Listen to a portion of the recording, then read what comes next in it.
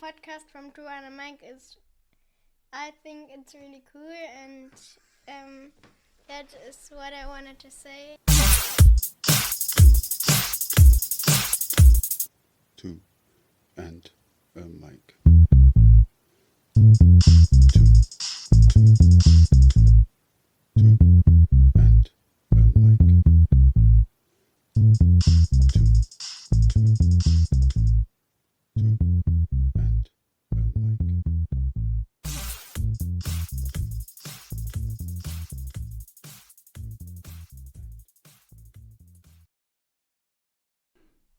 This is now the third episode with Caragh.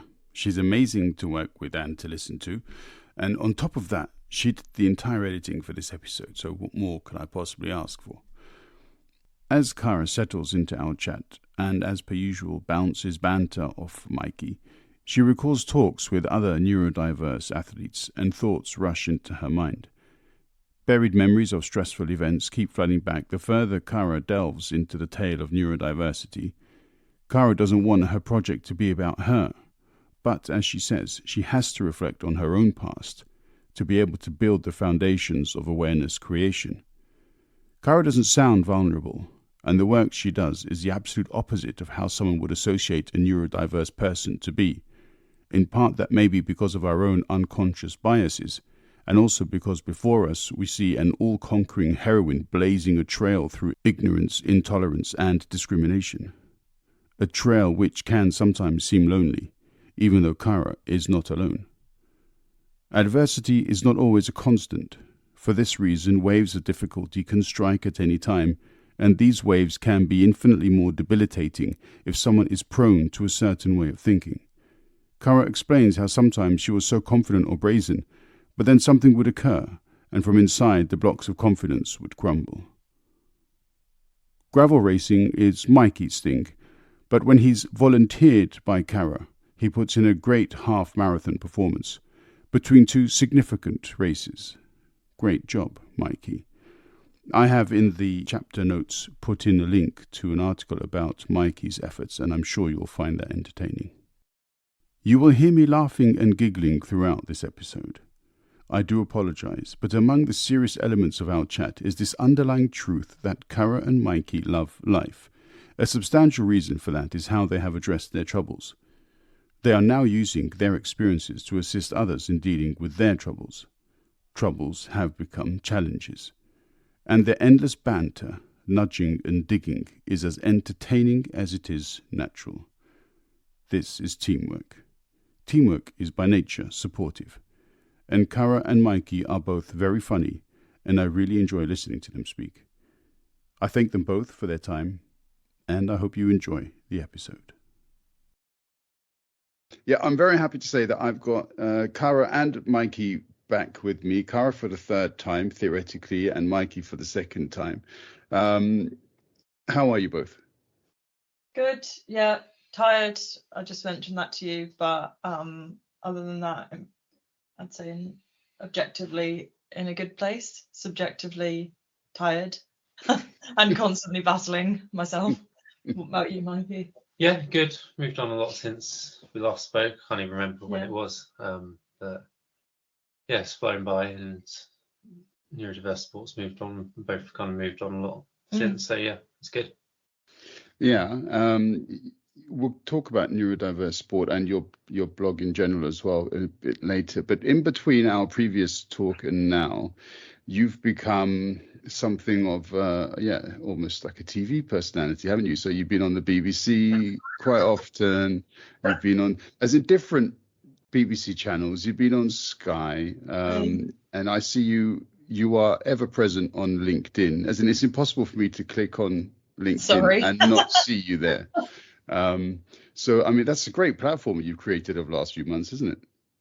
Yeah, I mean, I think it's probably that my story is quite shocking, and I probably didn't realize how shocking, just because when you're in it, part of it is kind of being gaslit, and your confidence is just absolutely squashed, and so I guess that's why it kind of took off, because people were a bit aghast, and but then that's when I said, oh, it's going well, but I'm tired and I'm always battling myself, it's because I'm telling like a really vulnerable story, and it needs to be told because there's so many people that have stories like this, but unfortunately maybe they don't have the support, they don't quite have the confidence, they don't have the skills to like turn it around and be able to tell their story. But somebody's got to do it, and unfortunately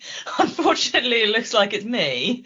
And yeah, it doesn't mean that I don't really find it quite hard to constantly talk about 10 years at least of my life that were incredibly difficult.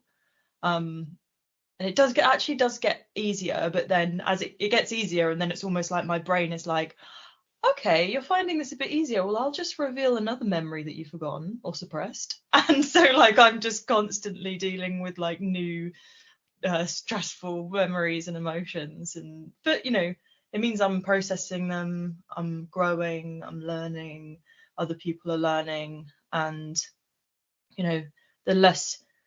the more I process, the less weight is on my shoulders subconsciously, so it's a good thing. But yeah, like I think that's why it was a purposeful move to sort of put my story out there and promote it. That was the advice I was given, was because I wanted to just start neurodiverse sport for other people, and to get through the doors I had to tell my story, and then people were like, oh my god, that's such a powerful story, you should. And I was like, oh, I don't want to make it about me, but yeah, I just faced up to the fact that I needed to make it about me for a little bit. But yeah, at least it's given me a platform, and then eventually I can sort of like hopefully shift the focus, which is why I'm always telling other athlete stories, because sorry, that's my cat.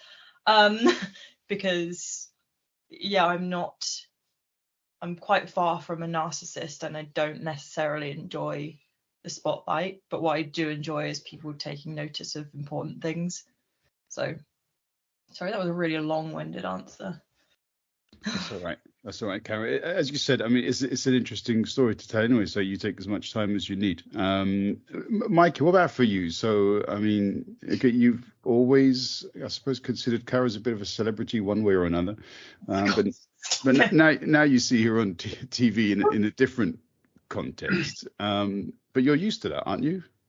Yeah, I suppose so. Kind of. You can tell the truth. No, like, I never you never kind of look at the news as things and think you shouldn't like have something on there or anything. So it's yeah, and it doesn't mean I'm not kind of really proud or anything every time she does something like that, because I know it is a big deal, and she's always going to be kind of hypercritical of herself and how things come across.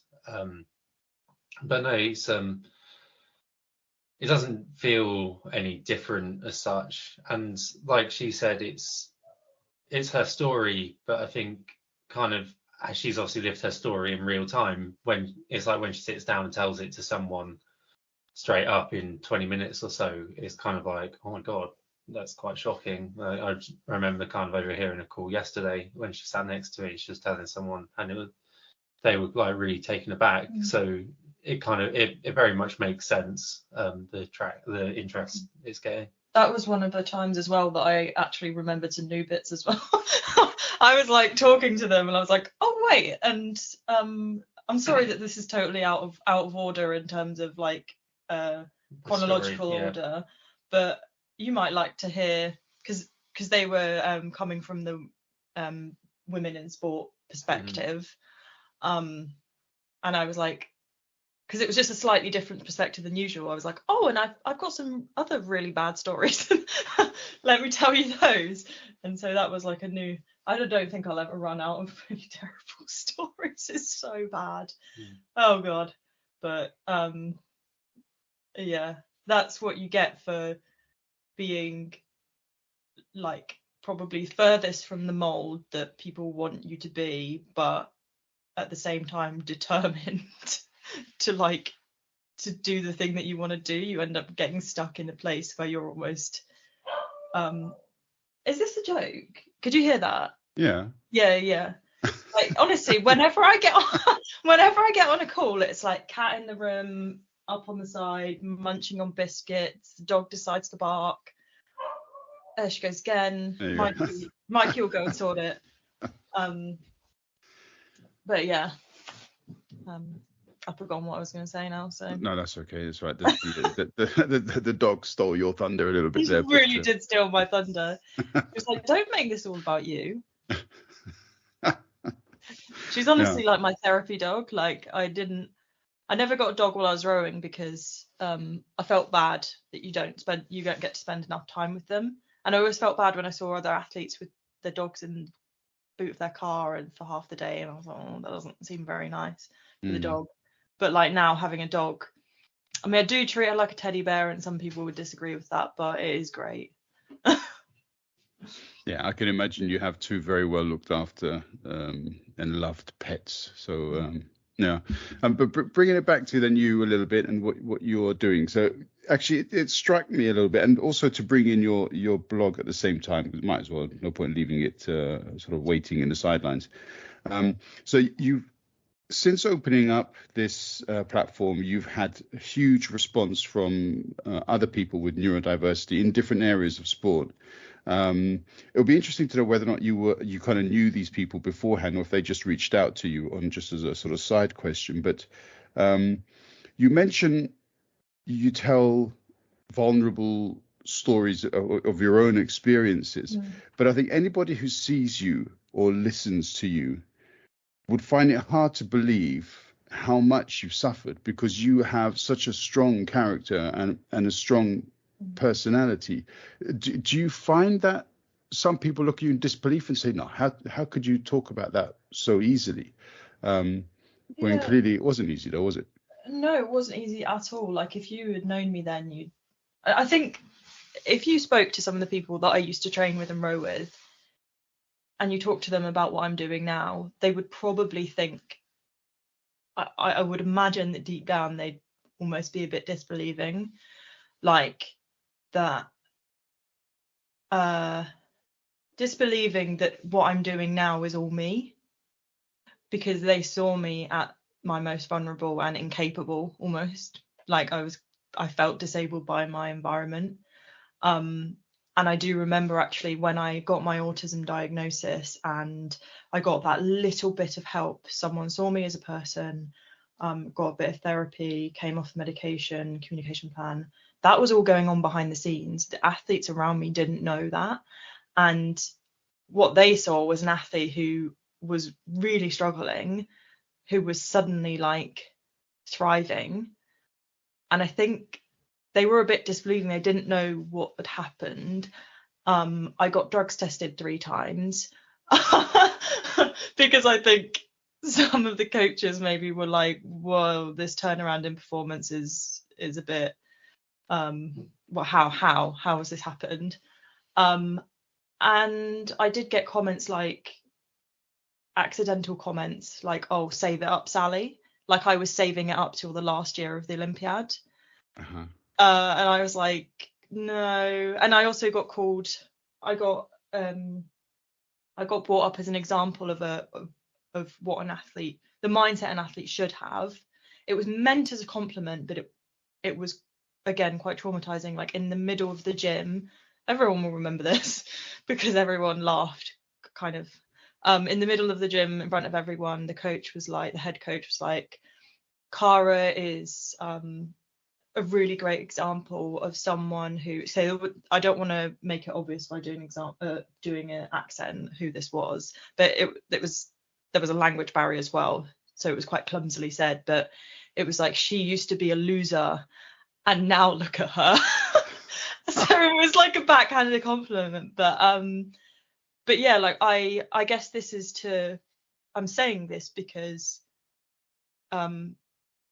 I don't think people quite understand, unless they have been in environments that are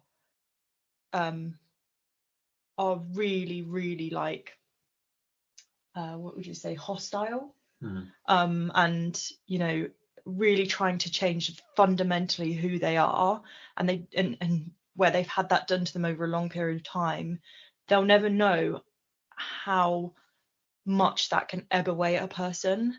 And I did go into that building the most confident, brazen person, a bit like I am at times now. And then, you know, partway through my time there, there were times when I couldn't, walking out of the house was like my goal for a day sometimes.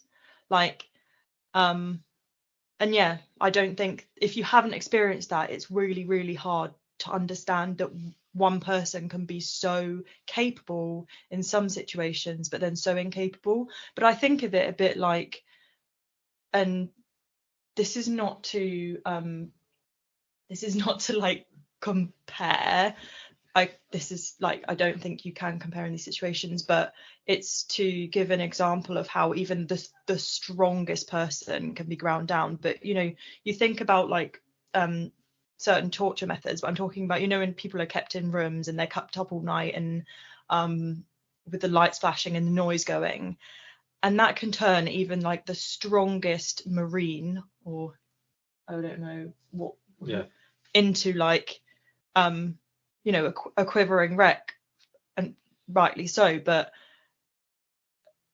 I guess that's just an example of how, you know, extreme environments, the extremity is different for each person, but extreme environments can really, really change a person. And as much as that is unbelievable to hear, difficult to hear, it's actually quite inspiring, hope-giving, because imagine those people who are really, really suffering. Like, I truly believe that there is an environment for everybody in which they wouldn't suffer. So actually, for those people that feel really hopeless, well, that's inspiring. Whereas I always used to look at athletes who seem to have it really easy and think, oh, this is mad. Like, what? You're not, like, that's not really inspirational. It's not inspirational to me to sort of like be lauded as oh, this person's amazing, they're good at this, good at this, good at this, good at this. I'm like, well, what does that do to the audience who are watching? Like, what does that give them? Like, nothing, just a feeling of inadequacy. But that's just my opinion. Yeah, and I mean, it reminds me of quite a few of your blog entries, of which you've very quickly developed quite a few, and quite a few interesting stories. And as you say there, I mean, people with serious adversity with regards to the environment. So the environment element comes up a couple of times with some of the people that you talk with, and I've read all of them, or most of them, I should say, and they're all very, very motivational. But you've also got one in there where you say to people at the beginning, you know, be careful. This isn't the typical motivational one. This one really shows you the other side, you know, of this very, you know, unfortunate situation, and where somebody had struggled all the way through, and there was no wonderful story at the end of it. And I felt that really put the entire blog into perspective, because, you know, as wonderful as the examples were of how people had managed to overcome these adverse environments, perhaps the more common result was the other one, where people hadn't been able. Yeah, but people don't want to listen. Like, people don't want to listen to that. They don't want to engage, which is why, like, the way that I've constructed the narrative has been very carefully controlled by me, for the reason that, like, you need to draw people in, you need to give them hope and a feeling that things can change. Okay, this is how people are doing it. You could do it like this. Here's sort of like practical examples for coaches. This is how you could be neuro-inclusive.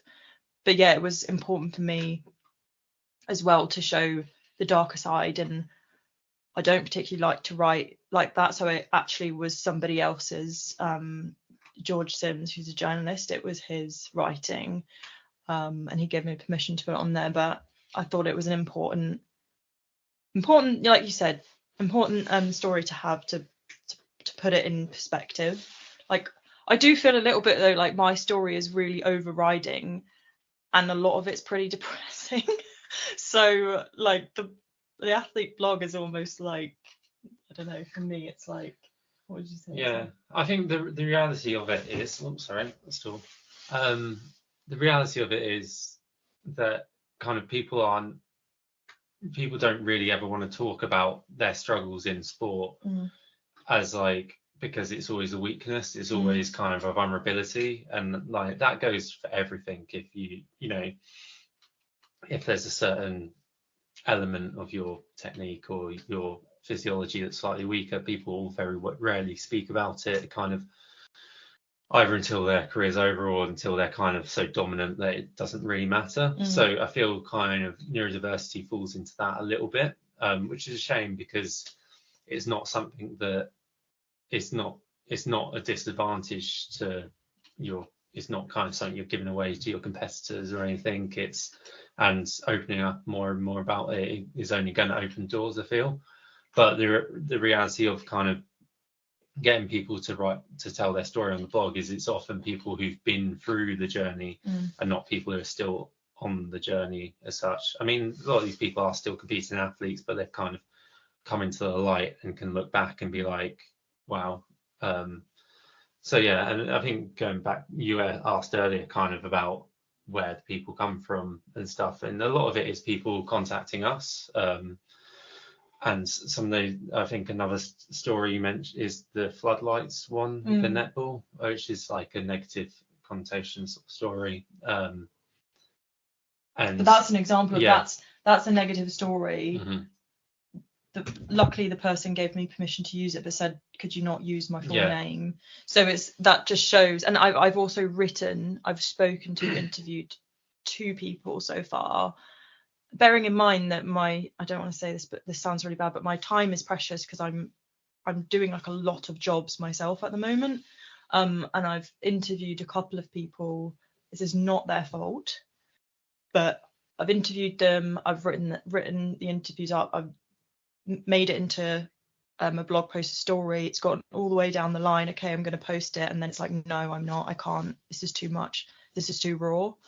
And that's happened twice, which is inconvenient for me, but it shows that this is such a raw topic for people, and like there's no way that I would post it if somebody was uncomfortable with it.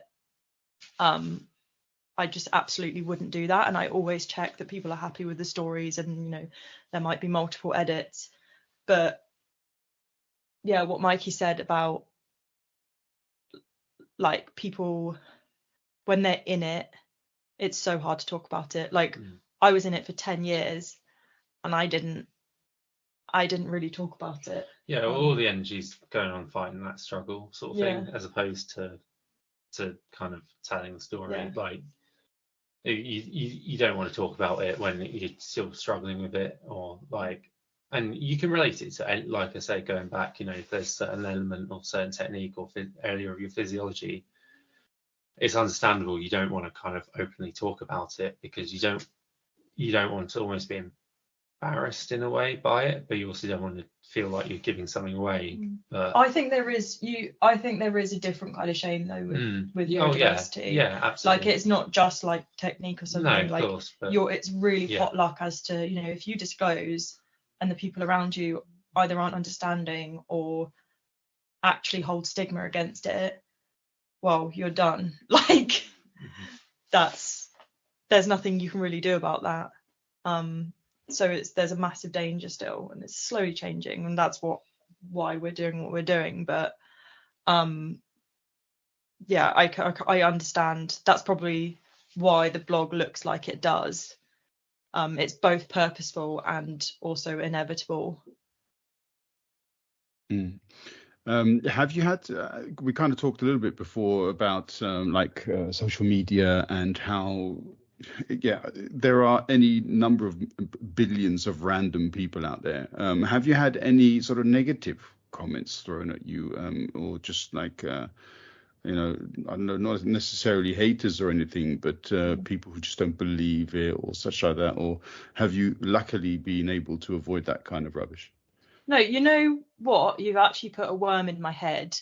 So Mikey's going to have to deal with me later, asking him lots of questions about, oh my God, do you think people don't believe me? Oh my God, aren't you? You know, But that'll be their fault, not yours. Come on, you're completely believable. You can't be responsible for other people's problems. The thing is on that is like, I do really, really struggle, but I don't talk about my struggles on a day-to-day basis. I talk about them in the past, but I don't talk about them day to day because I don't want to be written off. Like, people aren't ready yet to hear, like, the fact that on the weekend I had to sleep until 1 o'clock in the afternoon because I was so just exhausted, like, I think sensory wise, like I had a headache, like my brain just felt like there was some kind of electrical storm going on inside. But once I recover from that, I'm okay. But, you know, and that, I know that came down to coming across too many things that didn't make sense to me, without the time to process them. So I know that's my kind of like trigger, or that's where my overwhelm comes, is when I see too much that is not, that I don't know the answer to, it doesn't fit into my framework that I understand. So for instance, and I said this to you, I was like, I'm going to have to really be careful about my social media, because I see so many people giving so many different opinions, and my brain has to make sense of it all. So subconsciously it's like, okay, this fits it, or this doesn't fit, that doesn't. And suddenly it's Friday and my brain is on fire because it's working in the background to, like, to me that's a bit what autism is, or at least the way I experience it is, it's everything has to be in its place and controlled and made sense of. And that's where my overwhelm comes in, is when I get too much that is the opposite of that, and it genuinely shuts me down. Like I've got to the point before where I'm like immobile, because it feels like my brain is, it's just been, I don't know, when, you know, like a funnel when you pour too much water in at once, like that. But that's not to say I'm not capable of intellect, like highly intellectual thought. Actually, if so, more so, because all those things make sense. But it's the stuff that doesn't make sense to me that really overwhelms me. But that's all you're getting for now. Like, I won't tell you about all the other bits. That's I feel like that's an acceptable difficulty or difference. There's stuff that people wouldn't find acceptable, and I will talk about that in 5 years' time maybe. But yeah, like I do find things really difficult, and I'm purposely not talking about that part of things, because I think it's talked about too much. People know autism for all the negatives, so why would I jump on that train? What I want people to do is to understand that there are positives, to give people a chance, and then, you know, the negatives, like, well, everyone knows them already, but they're, you know, each person has their own you know, unique set of strengths and things they find difficult, and, you know, you just have to like learn about the individual person. But I just think that the table needs to be turned, and we don't need another person saying this is why you shouldn't invest in these people. I'm saying this is why you should. PS, got some unique things going on. I'll tell you about that later. But for now, give them a chance. Let them do it in their own way. Sure. And that is also going to be the sort of main point of discussion that we have today, which is based upon a post from LinkedIn. We'll talk about that as well later on. And yeah, Mikey, so you do, I guess, quite a bit with regards to the blog as well. Are you like cameraman, mic man, editing man? What else do you do with regards to the project? Dare overplay what your involvement. I'm more advisor, probably. I'm a micromanager as well. You know this. Things get things get run past me, and then I kind of put my opinion in a little bit, and then charge an extortionate day rate. No, I kind of, it is Caragh's thing mainly. It is all created by her, but I have some input in some elements. You manage me. Yeah. I manage the blog and he manages me. Like, honestly, like, that's probably the most realistic kind of summary of it. It is, but I couldn't do it without that though, because I get stuck. I get stuck with my head in the computer for hours. I won't eat. I won't drink. I won't look after myself. My time management's terrible. Like, if you didn't remind me of meetings, I wouldn't go to them. It'd be 9 p.m. and when I look up, like, and even things like, I'll be there and I'll go down the rabbit hole of, like, I don't know what I'm doing. I'm trying to make something fit to the very millimeter, like be perfect to the very millimeter. And maybe I'm there and I haven't realized I'm doing it for about 20 minutes. And, it'll be Mikey that comes and says, like, Caragh, like, let's take a breath. let's step back. So yeah, like, that's pretty much my manager. But it's so important. Like, that's just the way I am. I need to work with somebody to complement me. Sorry, that was a question to you, and I literally took over. I know. Never happens. Never happens. Ask him another question, so I can take over again. Ask him one that I can't answer. I wouldn't know where to start on that. Mikey, how's the accounting going for your desk? Oh, definitely not answer. I mean, so it's fine. Yeah, I had a feeling you couldn't answer that one. That's why I asked it. Don't worry about it. Yeah. But, I can tell you about how bad I am. Half marathons, Mikey. Apparently, this is your thing. It's you volunteered for it this time around, didn't you? Well, volunteer would be a stretch. So you can volunteer. So I'm a cyclist, and I'm an elite cyclist. So I like compete week in, week out, normally kind of on the bike. And Caragh comes up and says, "Oh, by the way, we're doing this." It wasn't like days before or anything. I knew it was coming up, and it was no consultation or anything. It's like, by the way, we're doing this, and it's sandwiched between two reasonable sized kind of bike races sort of thing. So I've got no real kind of prep time or anything. But like I did running as a kid. I broke my ankle kind of about 6, 7 years ago now, and I couldn't run for about 4 or 5 years until I got all the kind of metalwork removed about 2 years ago now. And since then I've done a little bit of running on and off, which I actually enjoyed, and it's something I want to do a little bit more of. But anyway, we end up doing this half marathon for the Mintrish Foundation, which Caragh is an ambassador for, and so she's like, we're doing this. I'm like, okay. And I sort of had some expectations of myself, and it's strange because I can race short races, hour or so, like cycling. I can race long races, 7 or 8 hours even, and so it kind of, you're given a half marathon, which you're kind of thinking hour and a half ish or whatever, and you're like, it's not that long, should be absolutely fine. And because Caragh is a VIP, basically, we got to start at the front, and just ended up kind of getting into it, being quite competitive, and I just went off and didn't really try not to slow down. So I was quite happy with how it went. Why did you not just big yourself up? What do you want me to say? Well, there was 23,500 people. And Mikey, who is also dyspraxic, so he's like the neurodiverse sport mascot. So started off with good technique, but by the end you've got like limbs flailing everywhere. Second-hand trainers, and he ended up coming 39th. Like, what? Respect.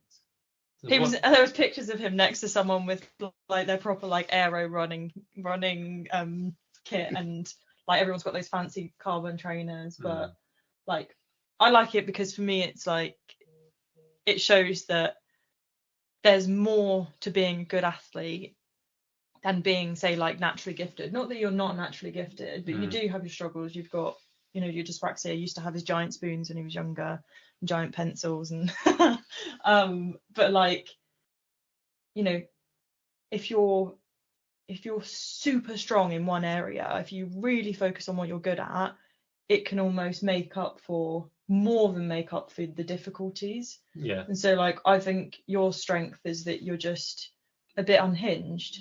I think it's probably just physiology.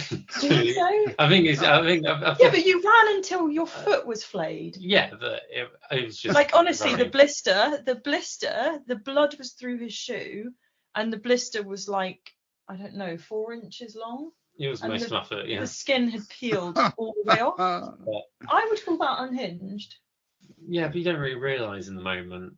I think it was just like using 4-inch blister. You realise? Come on. Yeah, it's blood, honestly, blood dripping out of his shoe. I mean, I knew it was sore, but okay, yeah. People were tracking you all the way down. There must have been like a crime committed. Who's this? Yeah. But yeah, so it was like I think it was just using my physiology to. It was like putting a big engine in a little banger of a car. Yeah, so true. My body was like a little bit kind of like, ruined by the end of it. But it was like, because obviously I'm not kind of adapted for that kind of thing. But I'm definitely going to do some more. Yeah, it was good. I've got another story about it was 118 if you're anyone's interested. Oh, now he's bragging. I got another story about Mikey, and I kept this on the down low because it literally just like completely pooed on everything that I was doing. So, you know, I did the round the Isle of Wight cycle and run. It took like 10.5 hours.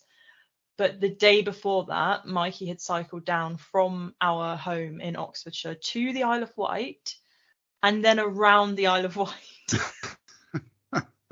And then the next day he was like supporting us to do half of that. But I was like, Mikey, I'm not letting anyone know that because it just makes what we're doing seem ridiculous. But yeah, that's Mikey. Yeah, and also we've got to say, Mikey, so you're getting into this, what you described earlier as gravel racing, which for me is Hollywood biking. So yeah, do you want to tell us a bit about this? Apparently it's quite, is it new? Has it always been there? The racing element of it's probably really in its second big year. It has been something for a few years before that, but it's kind of in its second sort of international year as such. But yeah, so I'm kind of getting into that, and I say the way I'd sort of describe it is sort of long distance off-road cycling in a way. So you can have a real mix of terrains, but you normally have fire tracks, a bit single track, bit of forest road sort of thing. So really kind of can end up in some really incredible places. And yeah, so just getting into the season now.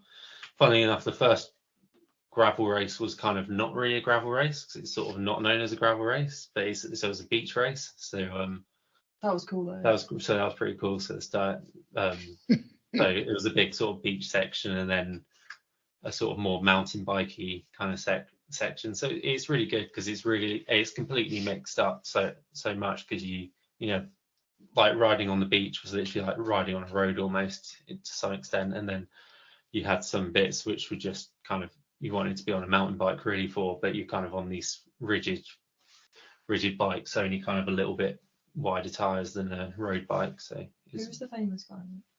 Not that one. That was yeah, last one. Yeah, the last one. Yeah. I did. What, Nico Roach? Yeah. Yeah. So that's like I say, kind of.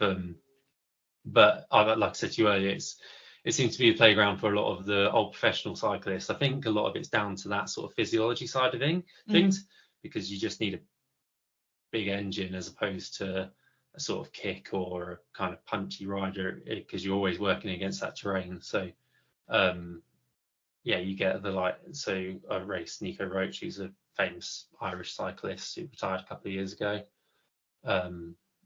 Last weekend was in a 200k race. We were riding together for a while, kind of I came fourth, but I had a puncher sort of quite late on, sort of 3/4 of the way on, and that kind of finished my chances a bit. But yeah.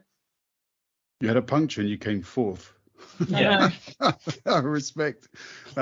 What, just out of curiosity, I was going to ask you before, what kind of, do you then use a gravel bike for a gravel race? And then you started talking about all sorts of different terrains, so mountains and beaches, and what do you do? You don't do like Grand Prix style tire changes for that, do you? You do to some. Well, you select the best tires generally you've got available for that event. So kind of your different kind of tire manufacturers will have a range of widths and not compounds, but kind of treads generally. You don't change in the middle of the race. No, you don't change in the middle of a race, but you'll select the general kind of best all round sort of thing for that race. Which it doesn't vary too much, and most of the tires are made to kind of do the whole thing. But at the end of the day, generally the bikes are rigid, so there's no suspension on them. So you're dealing with that. But I mean, back in the 90s, the mountain bikes didn't even have suspension, so it's no biggie. Madness. And how many bikes do you have, just out of curiosity? So I've got my gravel bike, and I've got a road bike as well I used to train on. So 2, and I've sort of got a turbo bike as well, which I use. I suppose you have more than that. 3. 3 bikes. 3 bikes. What's the maximum you've had in the past?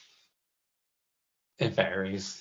Yeah, how many have you had? I don't know. 6 maybe. Yeah. Taking up all the room. Yeah. Okay. Cool. But and also you got a couple of bikes, Caragh, I imagine. Yeah, I do. I have a gravel bike. Bikes as me. No, I don't. I have a gravel bike and a road bike. Yeah.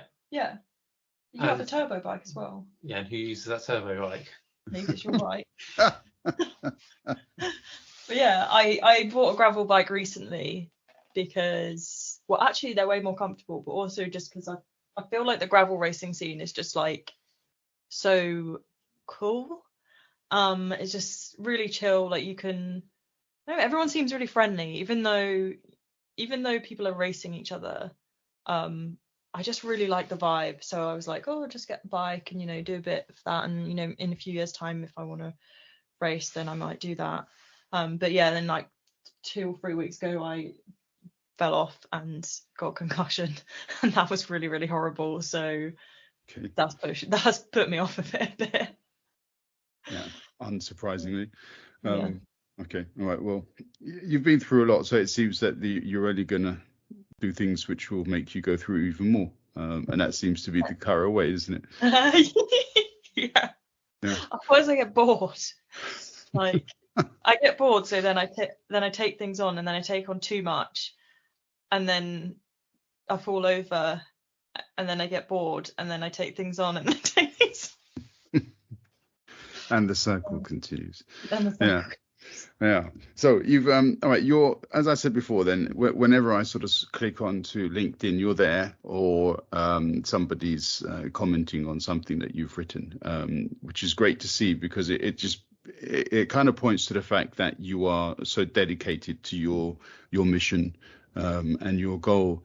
And one of the comments that you made on another person's blog, so Kato Sullivan had written this, I believe, and she's named as an executive coach. Now, is this coaching, or does she actually coach for GB Rowing or something? So she's the chair, is it British Rowing? Deputy chair, I think. Deputy chair of British Rowing. But so she actually, I had done a post originally. I'd put out a post originally around the boat race, just talking about diversity and inclusion, because I think there was like a semblance of diversity and inclusion for once. And I was like, okay, like let's keep going. And she had commented on my post, sort of talking about all of the great initiatives that British Rowing have.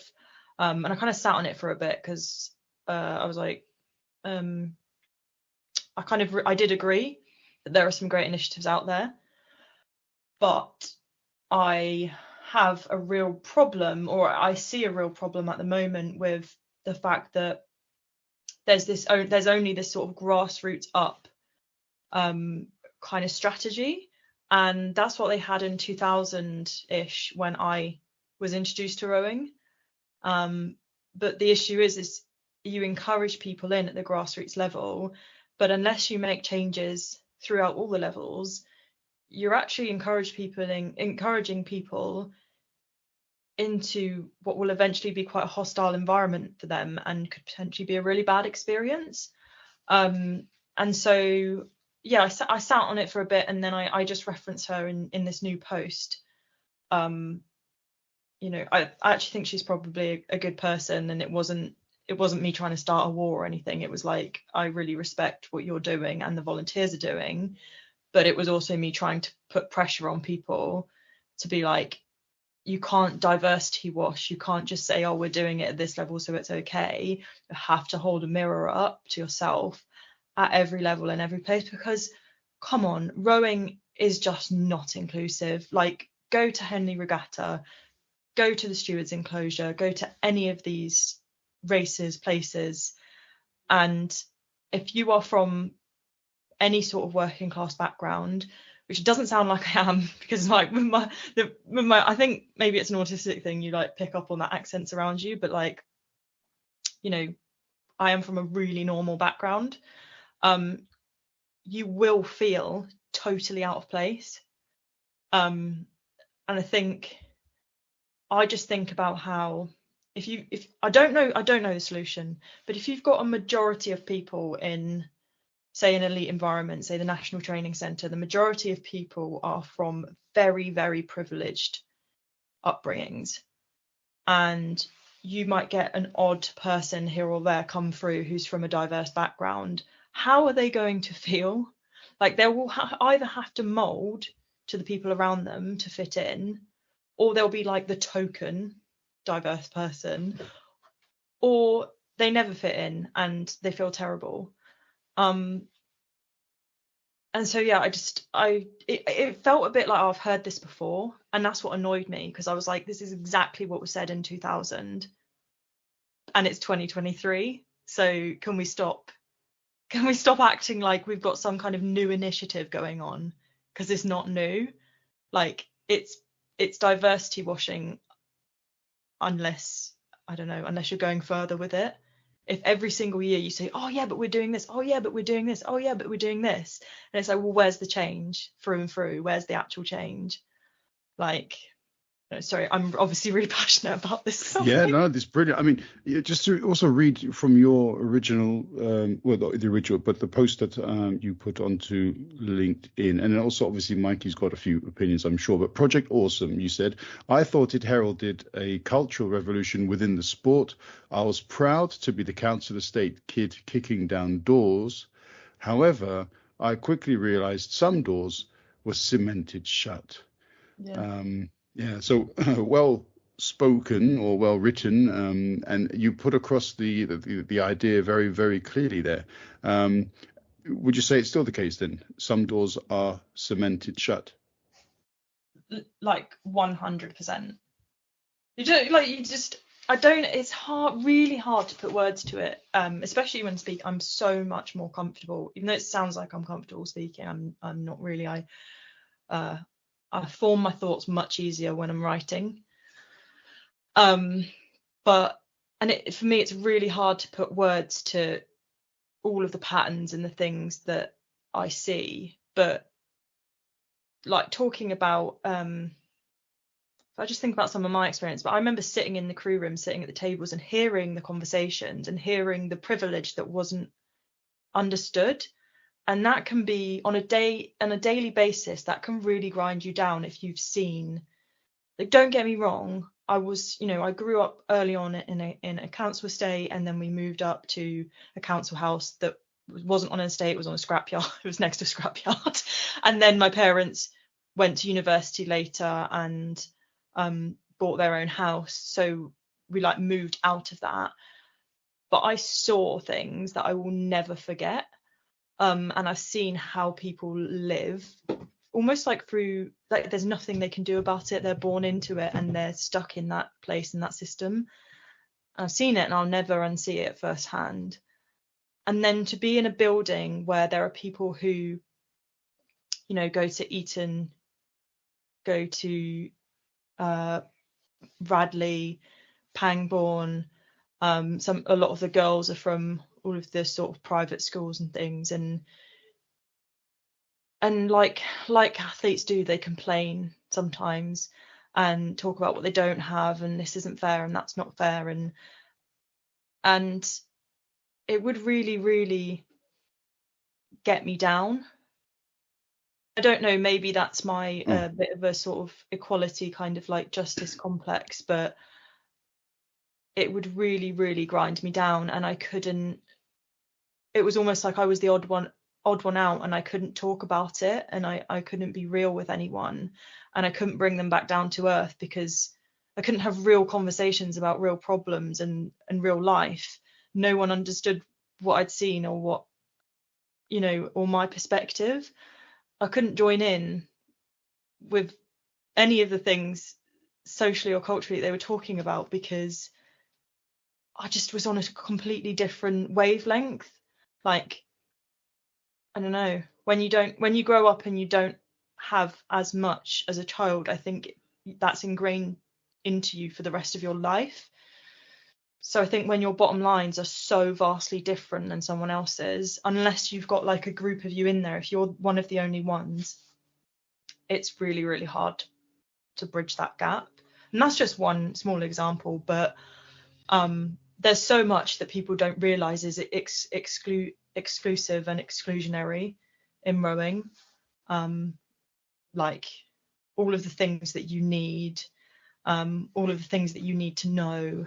It really helps about like with who you know and where you're from, and the kudos and the old boys network and the I'll scratch your back, you scratch mine. And if you're not in any of those circles, like again, it's just one layer after another where you feel different and excluded. But yeah, I feel like that's quite a wordy way of saying it, but it's hard to exactly say what I mean unless I give multiple examples. I haven't really thought about this enough. What would you say?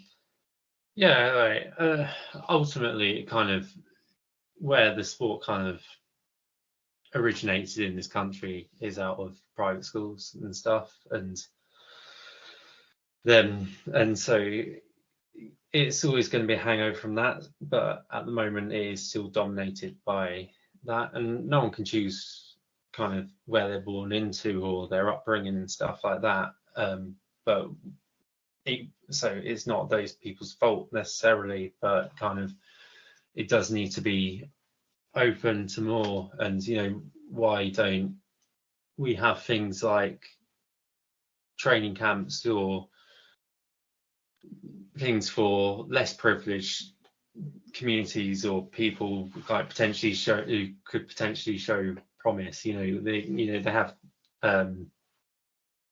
what's it called, world class start.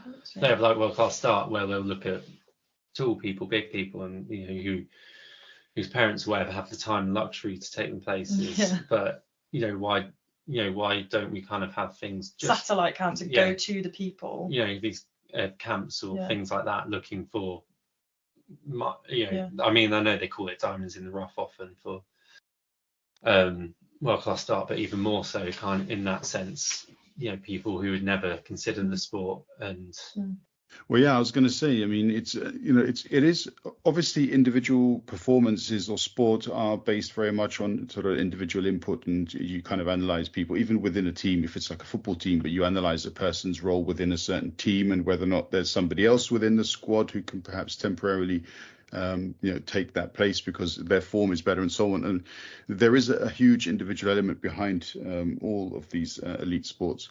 But what I would say is also community based, is in when I started playing basketball, for example, I took a group of friends with me, and they would never have gone to play basketball if I hadn't gone to play basketball. And I think it's the same with lots of different kinds of groups and communities. People will do things if they have a way in, or if they have a reason to doing it.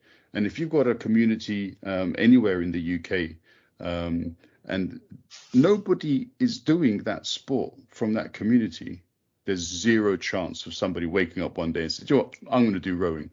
It's not going to happen. Yeah. I think it's a shame often that the mainstream sports are the only real ones that kind of anyone has any interest, and there's a reason they're the mainstream sports and they're the most popular, but kind of sorry, like it's particularly someone's dyspraxic, you go to school and you've got your football and your cricket or your netball and hockey or whatever it is, and it turns out you're rubbish at all of them.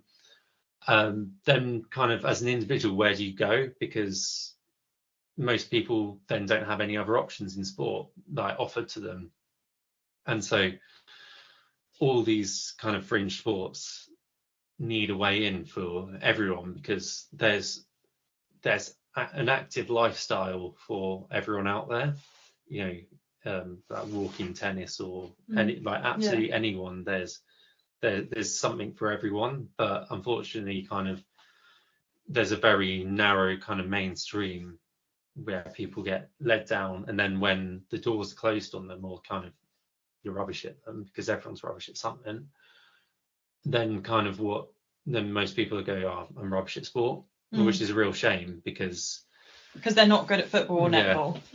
And also like sport's not necessarily about being good at it, it's about doing it, but kind of enjoying doing it. But if you're kind of stuck in goal and let in 12 goals in the first half, then you're not really going to be enjoying it. Want to do it. But unfortunately, the more niche sports that might be more inclusive in theory are often gatekept or exclusive.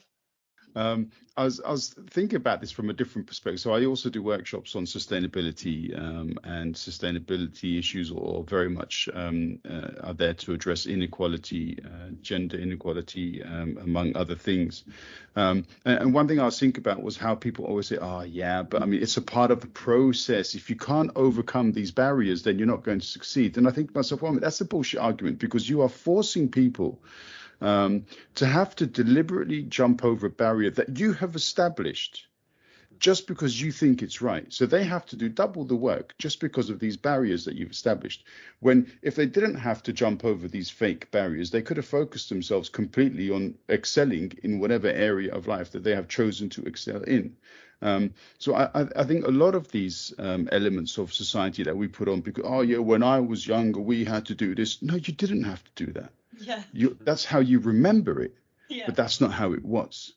And I find that is unnecessarily represented in far too many areas. I've never done any kind of anywhere near elite sport, but I've seen other elements of life, and I've seen other areas where people have been disadvantaged deliberately, and that's just completely wrong.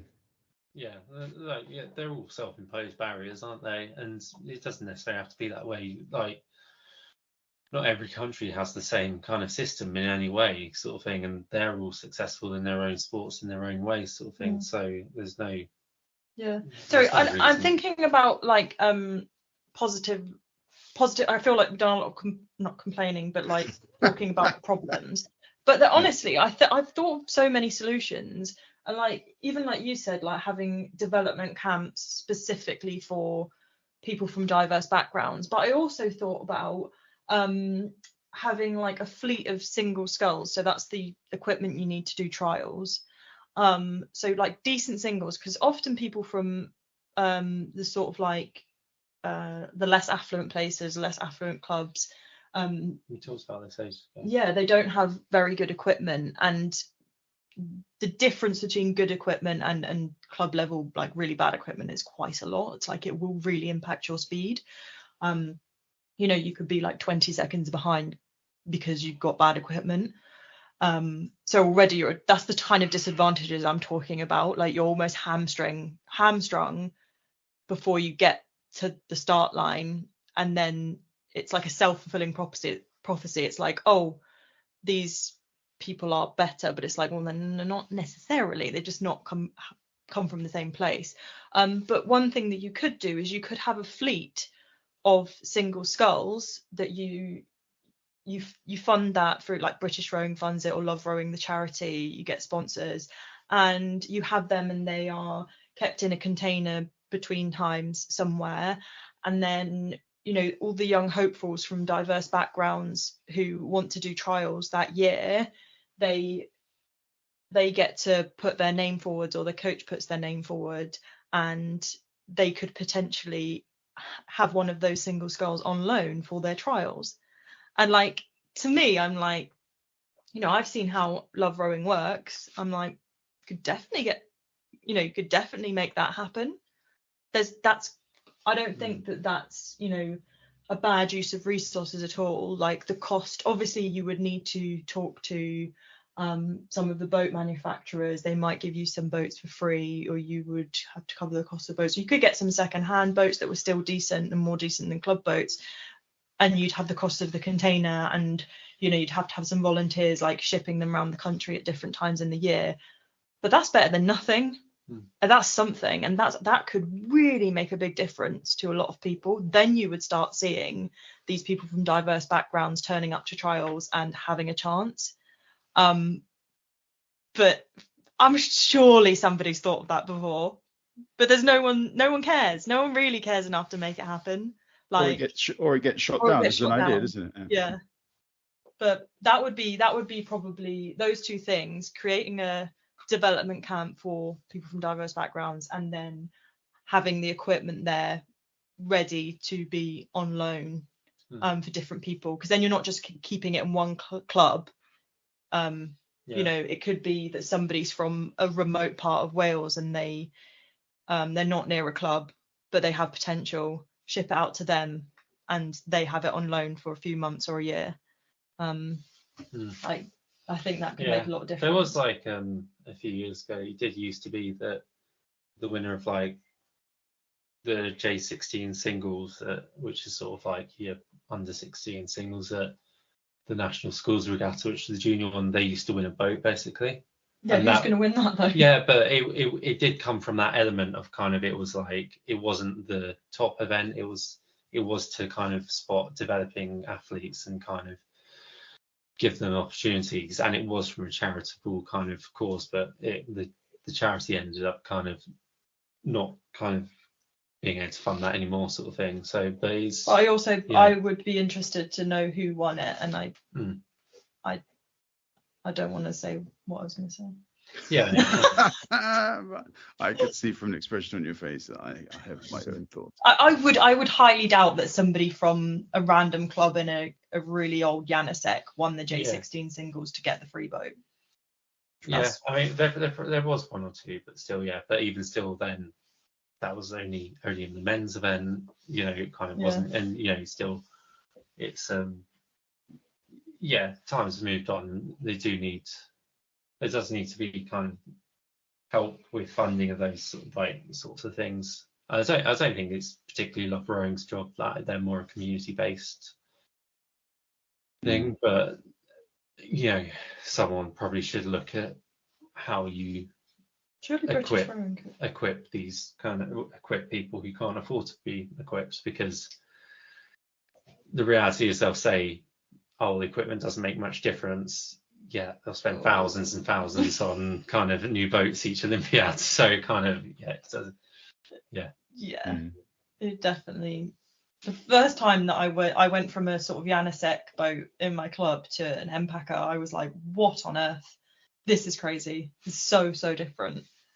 But I guess with the diversity and the pathway to elite is making sure that people have a chance to be fast rather than have to go fast to get a chance. That's probably the flip. That's the big difference. And I think that all along the way up until the very elite level, and even a bit in my experience, was like I almost felt like I had to be fast to have a chance to be taken seriously, but I couldn't be fast because I had, at one point I was taking all of that medication, and I was in a really bad place. But in order to be looked at, to be treated in the right way, I had to go fast, and so it was impossible.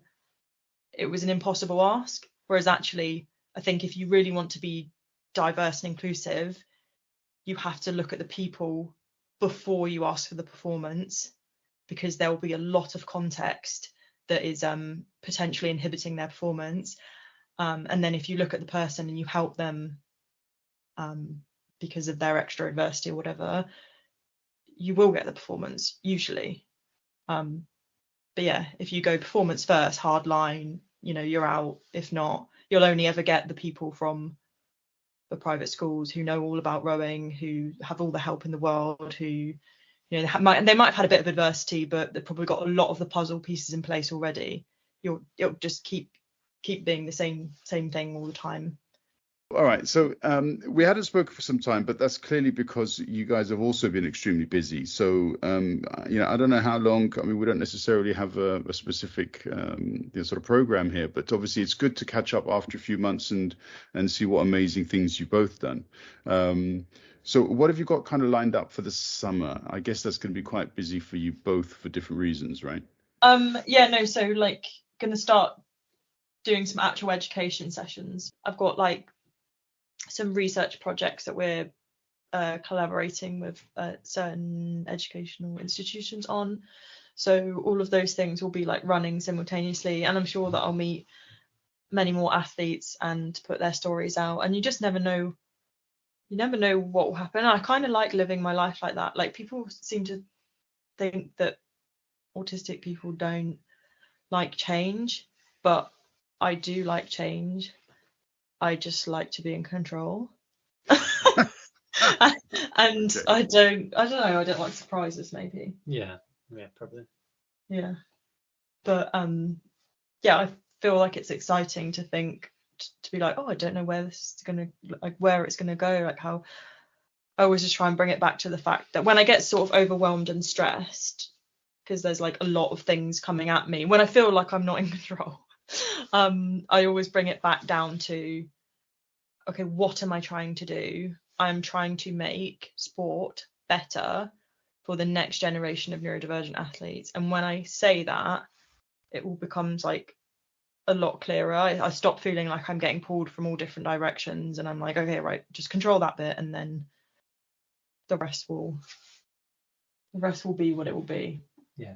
And that's really hard to do, but I do it. But yeah, I mean, you what have you got? Just lots of racing mainly for me, but yeah, so lots of interesting places. Going to Finland, Sweden, which you're coming to as well, Iceland, which I'm not allowed to come to. France, Germany, Italy. So yeah, Spain. So yeah, I'm looking forward to that. Sounds very full. Yeah. Cool. Is there a league? I mean, can people follow you in some kind of a league situation? There's the Gravel Earth series, which is kind of some of them. Then there's the UCI kind of world. Well, I don't know what they call them. They call it a World Series. It's not like a series or a league as such. Everything's like standalone, really. But follow my Instagram. Kind of, I try and keep an update on what's going on, sort of thing. But yeah, some cool races. All right, send me a link if there is, because people. I'll put it in the sort of podcast notes, and then people can follow it as well. Because he's on a very controversial cycling team. You might have to do an episode with just Mikey and the collective. I'm not controversial. What? No, you're not controversial. You're on a controversial cycling team. What do you mean? Because everyone kicked up a fuss about it, didn't they? Oh yeah, because to go into long story quickly, but kind of. Because cycling's traditionally funded through teams, kind of, you'll have a team, everyone will be on the same equipment, same bikes, kind of, and you'll work as a team. But as kind of cycling's moving into more diverse fields, different people doing different races, like the gravel stuff, Ribble, who I cycle through, they set up what they call collective, so they individually sponsor riders instead of having a team environment. So we ride under the collective name of Ribble Collective, and we also have some common sponsors, but everyone's free to do their own races and have their own individual sponsors and stuff. And to some people didn't like this because it was more influency than they felt competitive, because obviously because the brands want to sell their products, and you're not doing it, but I feel it's more towards kind of what mountain biking kind of has a little bit, where they have factory teams where it's just people the directly sponsored through factories, and individuals go out and kind of relate to the brand, or kind of partner with the brands that relate to them the most, or as opposed to kind of a system where you're riding with a jersey with 20 sponsors on it, half of them you don't know what they do or anything. So I think it's good. I think it's more inclusive, and why not have both?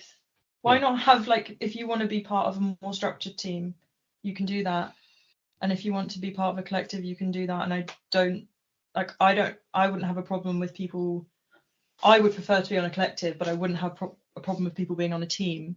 So I don't quite understand why people would have a problem with others being on a collective. Just like, let people do people, what's best for them. Is that why you're not allowed to go to Iceland? Because No, I'm not allowed to go to Iceland because why did you know I wasn't allowed to go to Iceland? Because it's expensive. It's expensive. Yeah. Right, fair enough. And you need a sponsor. Come on. Yeah, but I've got a sponsor, but if he was on a team though, I wouldn't be going anywhere with him. But then to kind of, the budget only stretches so far. Yeah. So also, can I just say, you do have a really teamy environment still. Like, you still go to races with like 5 other teammates, and they will meet up and stuff. But it's just like having that tiny bit of like autonomy that I really really appreciate, and I think you do too. But... Yeah, no, it's good. It's really good. Caragh and Mikey, it's such a pleasure always catching up with you guys. And so I was so happy when Caragh suggested it was time for another podcast. For me, it's always time for another podcast. I love talking to you guys so much. So whenever you want, feel free to get in touch. In the meantime, I congratulate you both on what you've been doing, what you've already achieved, and for what you're about to achieve as well. I'm sure you can do something crazy between now and the next time we talk. So thanks again for your time, and I wish you both all the best. Thank you. Thank you. Thanks. Cheers. Mike.